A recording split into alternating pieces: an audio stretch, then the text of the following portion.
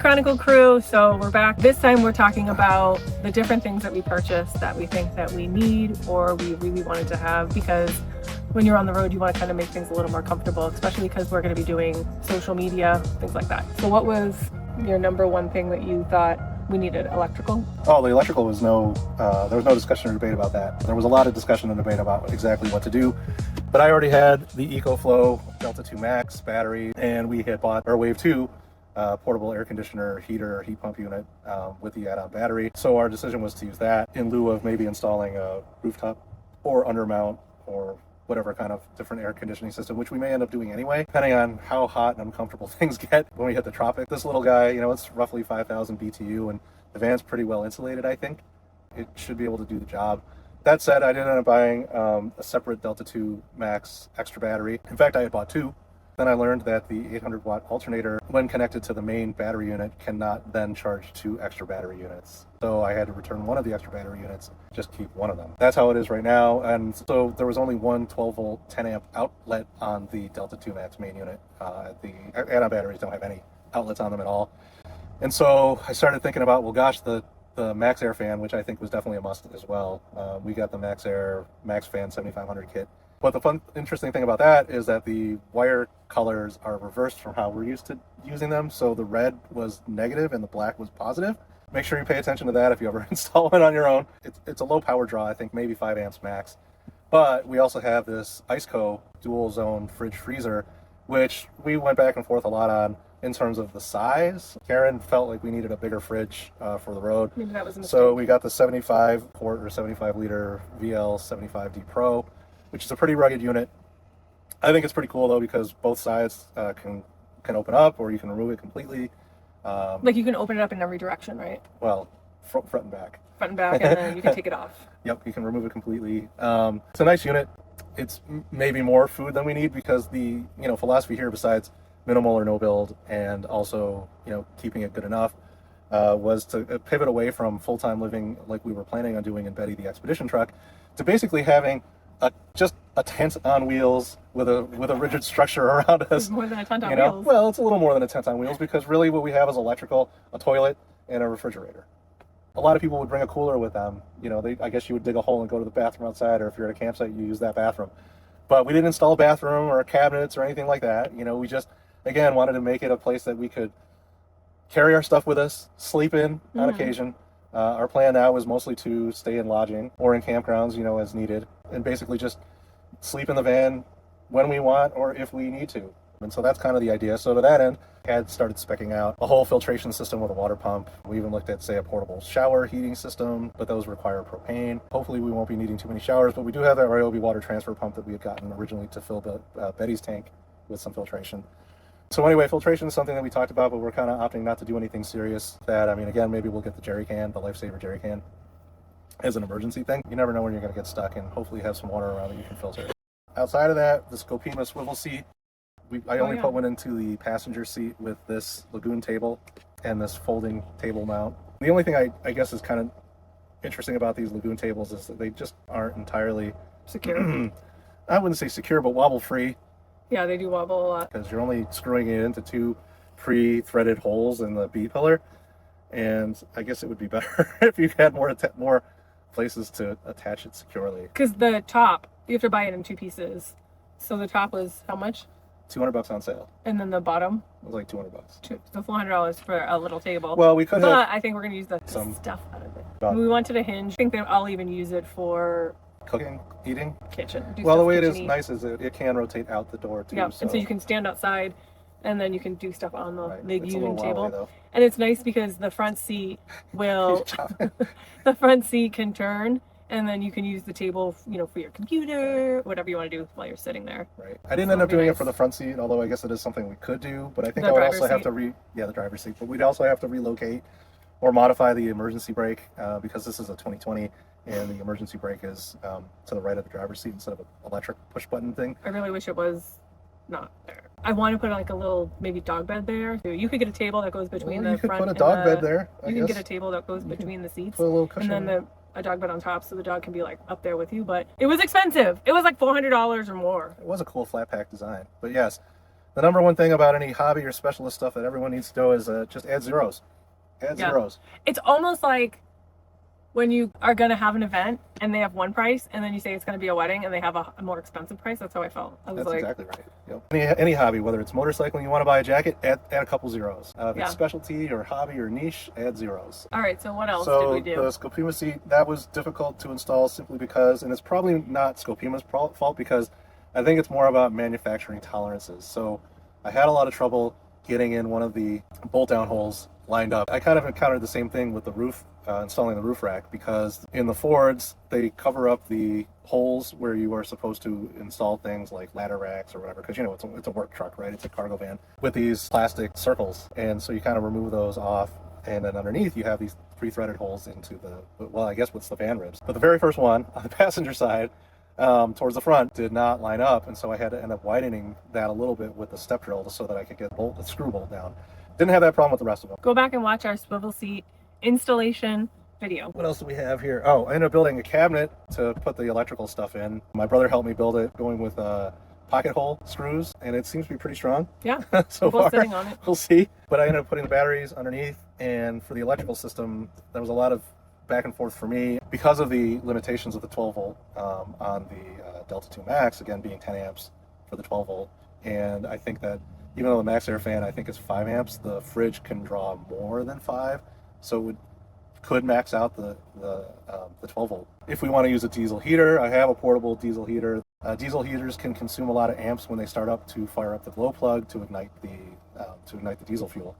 I guess some people do install diesel or gasoline heaters under the passenger seat, but again, still got to drill holes in the wall. And then, of course, if you're doing gasoline, you probably want to plumb a line down to your gas tank so that you're feeding off of that, but not too far, because you don't want to accidentally drain your gas down to zero, stranding you in the middle of nowhere when you could be driving away with the heat on, the car's heater on. So put in these COB lights from Govee. Because we have the doors shut, and it's kind of a dark day out today, and it's very bright in here, so I love them.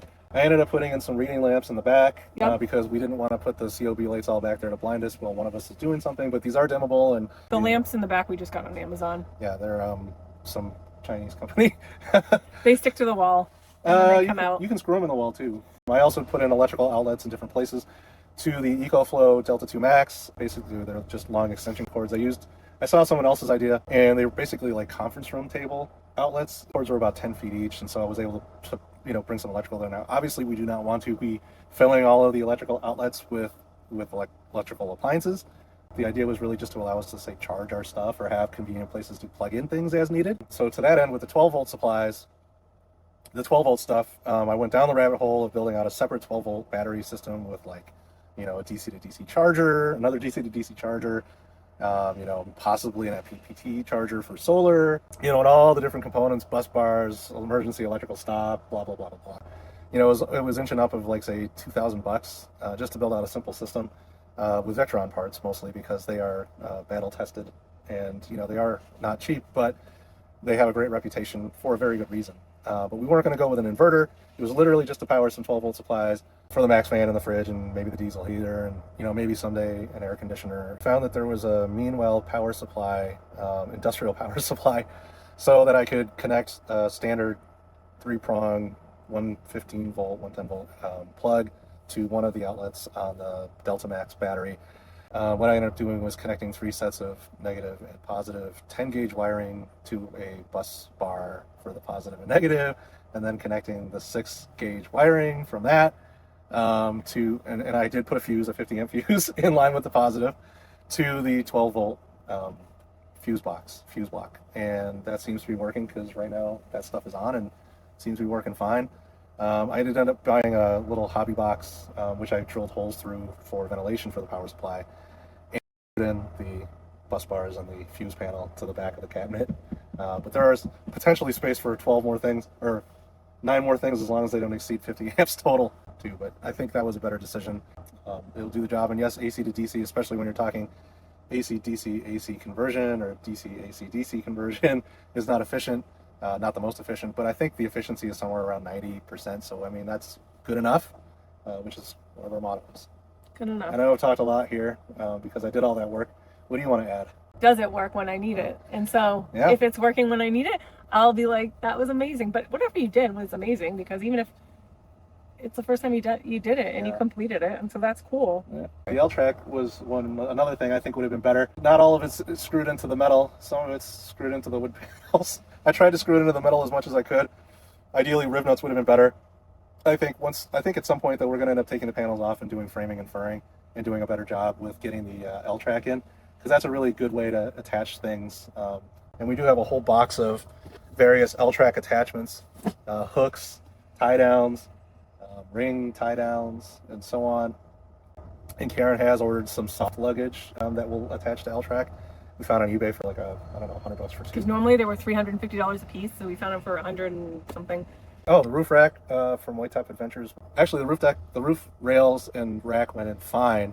We ended up ordering 6 of the C decking panels, the universal decking panels, one of which didn't come with the attachment hardware, which they are sending us. I learned a lesson about doing that, where I should have just dropped in the T-nuts instead of trying to attach everything and then feed all the panels through. But overall, I'm pretty happy with the product. We both stood on top of it and we didn't fall through. Yes, not yet. Not yet. But it seemed like a good place to, hang out or chill out, on top of the van, enjoy a view. Karen did think I could do astrophotography up there, but it's not stable enough yet. That fan? It was part of the power thing, but yeah, the scary part was cutting the hole in the roof. I left it up to my brother so I could blame him. But he's also way more experienced and skilled in that kind of work than I am. I think the important thing is to be able to ask for help and recognize when you need help, when you need it, right? So every time we ran into like an issue, I was like, maybe you can ask your brother.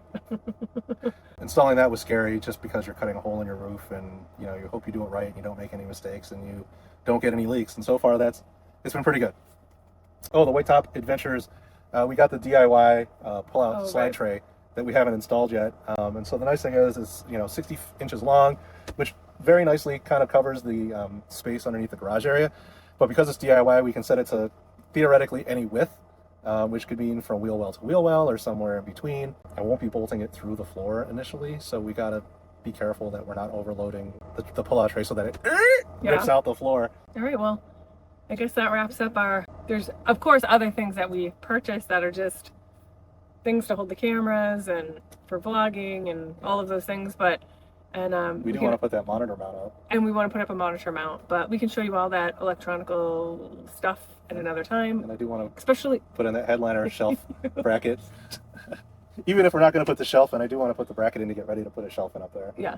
That's another DIY. We want to put a shelf up. Do we really need it? No. It's just additional space to. All right. Well, let's see what we need. Things. Okay, this is the thing. I want to start traveling to because we're going to go to my parents first. We can do that later. Hold on. It doesn't have to be done right away. I want to go to my parents first, and so I figure and maybe and then once we go from there to someone else's house, since we'll be at someone's house, we can order stuff to their house. So I'm like, let's figure out along the way, what do we really need, and what are we just oh, we need that, but we really don't. Well, and I think there'll be a lot of stuff that we'll be I'm annoyed, we really need to get this. Right. Anyone that wants to buy a converted Swiss fire truck that's freaking beautiful, and he and his brother put in a lot of nice upgrades. I don't care what they say. I know it wasn't much, but it was a lot of comfortable things, like a more comfortable mattress, getting the bed up and down, the shower, there's a curtain in there already, there's a cabinet in there already. There's little things that we did to make it more comfortable. And so if you know anybody, it's for sale. Well, Edwin did a fantastic job getting it 90% done. Yeah. He did 90% of it, or probably even 95% of it. Yeah. But there were definitely things that we wanted to do. We just tweaked it a little bit to fit our needs. And he put locks on the outside so people wouldn't break into the cabinets outside the van. It's just those little things. Yeah. Definitely more security and livability stuff. Thanks for watching. Thank you. Please subscribe, and comment. Feel free to write to us and say, hey, I did this or that and it worked really well, because we would love suggestions. Questions, suggestions, any of that stuff. Suggestions, all of it. Because we are new to this and we're just about to get on the road, and I'm excited and nervous and all the things. So definitely. And we would love to talk to you. So we'll see you in the next video. Thanks, Chronicle Crew. Thanks.